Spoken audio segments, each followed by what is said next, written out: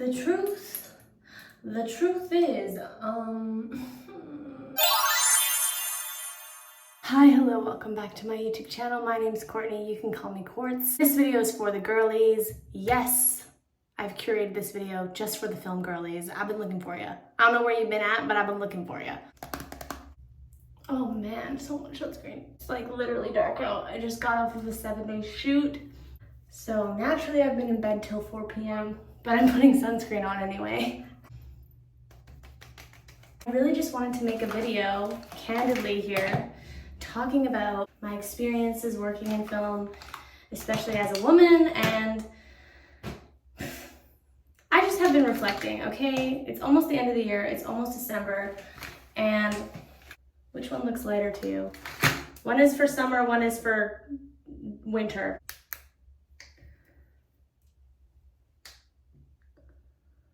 I'm gonna go with this one. Please like this video, subscribe to my channel if you're a woman who works in film, or if you're a female identifying person who is aspiring to work in film, acting, directing, writing, whatever it is you want to do. We talk about it all here because I'm currently going through it. The goal from the beginning has been to curate like a channel for women to be supportive of each other and create like a little film community and talk about our favorite movies and pop culture and actors that we think are hot. That's the goal, but also just to have like a silly goofy time. And I have not been feeling my silly goofy self lately. Like, it's the winter, I don't know what to do. We're gonna get into it though. Another thing I try to do on my channel is shine a light on the women who are like paving the way in the industry. Sophia Coppola, Greta Gerwig, you know, really shout out the girlies who be pioneering the way for us. Thank God for the wide lens, you know what I'm saying? Basically, it's been just over a year of me working in film full time, and I did pick the worst year of all time to join the film industry. Oh my God, look at this pimple. Oh, I got my period. Anyways, what are we gonna do about that? More of this. So because I decided to join the film industry just before one of the biggest strikes in film history, I've had quite an interesting year.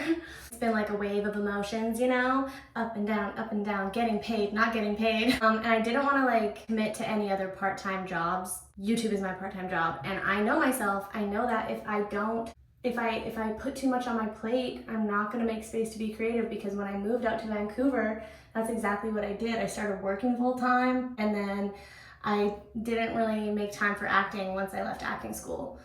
And I didn't have the motivation to audition because it made me so uncomfortable. I just stopped being creative pretty much up until the pandemic. And then I started my YouTube channel, which I have discovered brings me so much joy. In this year, in my first year in film, I have gone from making the worst mistake I've ever made, like being so dumb on set and unprofessional, to literally being the key PA, the on-set key PA, on a big, huge, massive shoot with big, huge, massive stars in the same month. I have been thinking about that since it happened, but especially now that it's like getting towards the end of the year. And to be perfectly transparent, this year, I was just looking at my invoices today because I had a couple to send out. I've made $25,000 this year. That's below poverty, mate. That is below the poverty line. So that's what we've been doing on that. And you know what? It's fine, because despite me making like a little debt hole for myself, a bit of a debt hole, I know I'm not the only one, and I am telling myself that I'm working towards my dreams. I refuse to turn my back on them. So if working in film and being poor allows me to create my own schedule and do YouTube, that is what I'm going to do. Just throwing things around today, apparently. My goal with YouTube, like starting out, I just wanted to be like a content creator. I was like, I'm going to create music, I'm going to create YouTube videos, and I'm going to create content, and then I'm going to use that money to fund my own films, essentially. And I still plan to do that, but it's taken a lot longer than I've anticipated, yeah. So in my experience, in the first year of working in film as a woman, these are the things that have been on my mind as of late. What it's truly like, woman to woman, okay? With me, because I have like a baby face and cute girl energy, I've always hated that, because people see you and they think because you're cute that you are vulnerable and soft and squishy, and I hate that because people underestimate you, but that is also a benefit because you can make it work to your advantage, especially in an industry dominated by men. Notice on set is people either look at you, like if you're like me, a small tiny girl, I'm just a girl, I'm just a baby. And they look at you and they think, oh, she's just a dumb little girl. She doesn't know what she's doing here. Or they look at you and they're creepy and they're like, oh my God, she's just a dumb little girl. Like I can take advantage, make her work long hours and lie to her about her schedule. And that's not happening with me, I'm sorry. Yes, being a little tiny girly girl, I have been eyed up by men. I've never noticed it in any other industry because obviously there's more of a balance between genders, and statistically in the film industry on set it's like 80% men, 20% women. That's just how it be. So I feel really empowered by that also, but I do find myself kind of putting on this thing for men because like there's a lot of older men and they look at you and they flirt with you. Luckily I've had no one like be too creepy or cross any boundaries. My best friend the other day, I was like, I found myself putting on this like persona, not even a persona, like I wouldn't even say I'm being fake. I think it's more like I'm giving them whatever they want from me. So if a man comes up to me and he's like starting to chat me up at like in between shots, act crafty, just give them whatever I think they want from the conversation, because in this industry, it is so much about who you know. You gotta get known, and that's like the hardest part. But keeping in mind that it's mostly dudes on set, it's best to keep them happy. So I tend to just lean into whatever they want from me. So if they're like trying to have a banter or a flirty conversation, I just give them that. If you're likable, you're gonna move ahead faster, and it's just true. Oh my God, okay. But it's so necessary, because if you're rude, or if you're like an empowered, strong woman, which can be perceived as a bitch, that off-puts a lot of men. Biting your tongue, smiling, flirting, giving them what they want out of the conversation. When it comes to the women who are on set, you don't want to give like men any excuse to dislike women more than they already do.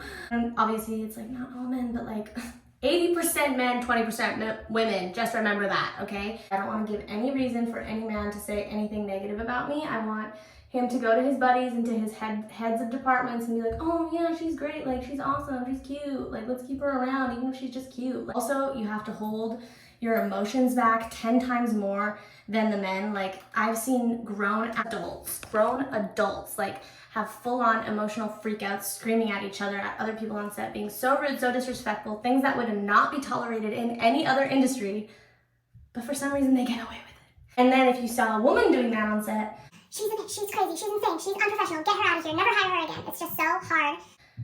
It's hard.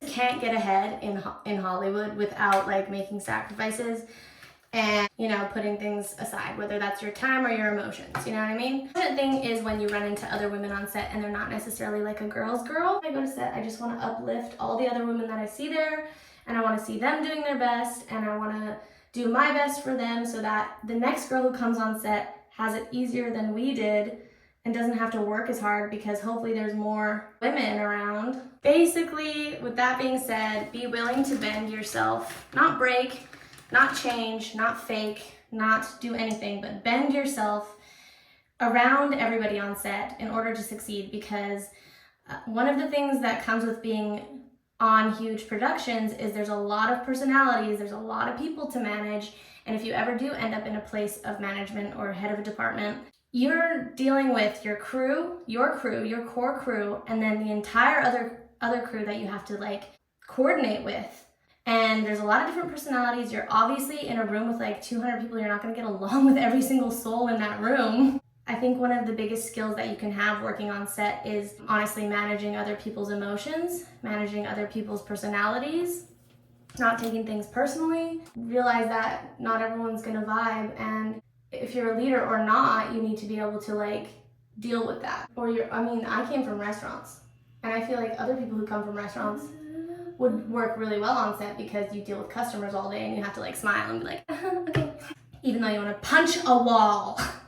It does suck when you encounter catty girls though, because obviously you just want to like hold hands with each other and talk about your favorite lip gloss and Jacob Elordi. I don't know. It's not easy to show up as your best self when you work 12 to 15 hours a day, especially starting out in as a production assistant like I am. Basically, every day I'm on the brink of calling it quits because of how bad the pay is.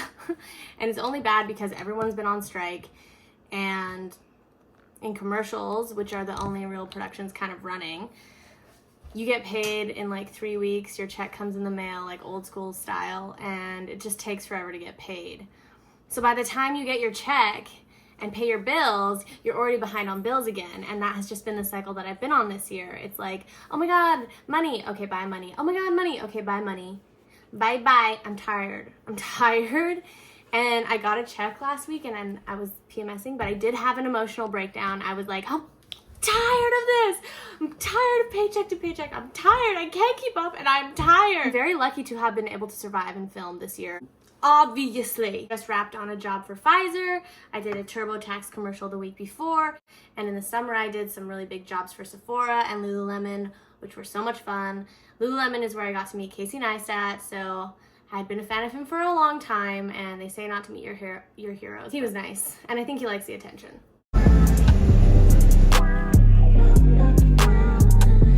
Action!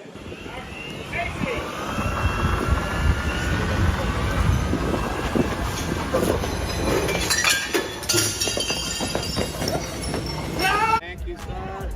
Yes. I just knew that by this time next year, film work would be full force again. So the reason why I didn't like go and get another part-time job was because I wanted to dedicate myself to YouTube and I wanted to be happy and not want to die. I actually have had so many doubts and like imposter syndrome in the last little bit. I'm really excited for the union work to come back because all of the commercials are non-union, so you're not protected by anyone. It's really just a lawless land, and I've said this a dozen times, but there's pros and cons to each side. Pros to being on a TV or movie set where there's a union and you're an employee of a production. You get dental, you get healthcare, you get benefits, you get paid every Thursday, which is so nice. The benefits to being in commercials: you make your own schedule, you have complete flexibility, complete control. It's easier to move in between departments because you can talk to people easier.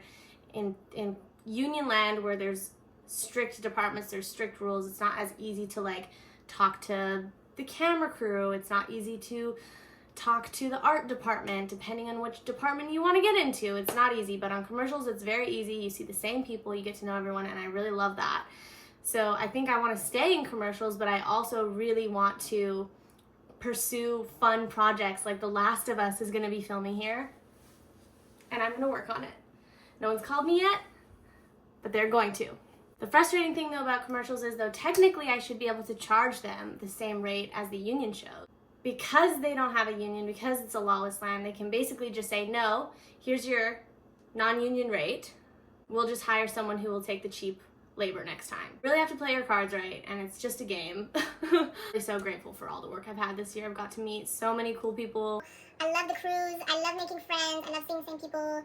It's very nice. I love working in team environments. Other frustrations that I've been facing this year have been with my YouTube channel, which you don't want to hear about. I was going to be ahead. You know, I really thought 3 years ago when I started this bad boy that I would be 100,000 subscribers in, living my best life, and making money. But you know what? I found that I actually am really passionate about YouTube and creating content and telling stories through this vessel. I don't want to give up on that either.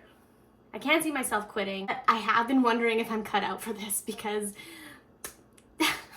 I just compare myself to other creators. I'm like, we're doing the same thing.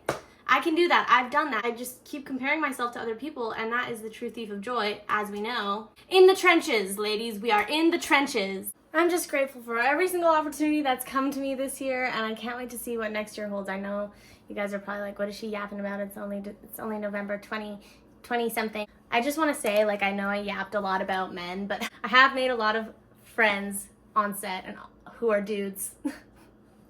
And I do love them, but I just wanted to express myself as a female and like share what I've been noticing about myself. I don't know, it's just been something that I've been noticing, and I don't know if anybody else has shared that experience, but I would love to hear from you. Thanks for hanging out, thanks for listening, and I hope that I can summon all of the film girlies to this channel because I know you exist, and I need you, and I love you. Okay, Bye.